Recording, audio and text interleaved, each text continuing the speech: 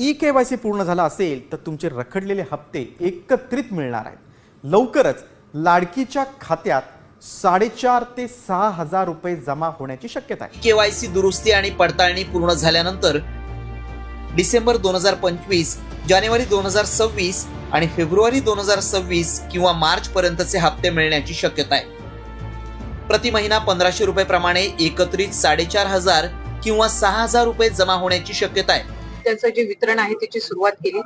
आजही पहाटेच्या वेळेला काही डिस्बर्समेंट्स डीबीटी झालेले आहेत, त्या संदर्भातला सविस्तर आकडा हा संध्याकाळपर्यंत येईल। पण साधारणपणे 1 कोटी महिलांना जो आहे तो या 3 दिवशी जो आम्ही लाभ वितरित केला, डीबीटी केला, त्याच्यामध्ये गेलेला आहे।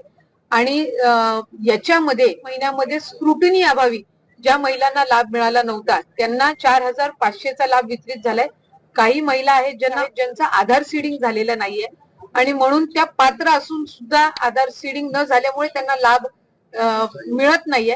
आम्ही आजही मंत्रिमंडळाच्या बैठकीमध्ये सन्माननीय मुख्यमंत्री महोदय, दोन्ही उपमुख्यमंत्री आणि मंत्रिमंडळातील सहकाऱ्यांसमोर हा अहवाल ठेवला की त्या जिल्ह्यामध्ये त्या पालकमंत्र्यांनी आधार सीडिंग मुळे ज्या महिला लाभापासून वंचित राहिलेल्या आहेत त्या संदर्भामध्ये अधिक लक्ष केंद्रित करणं गरजेचं आहे। 3,19,000 पर्यंतचा हा सरगम पेपर झालेला आहे।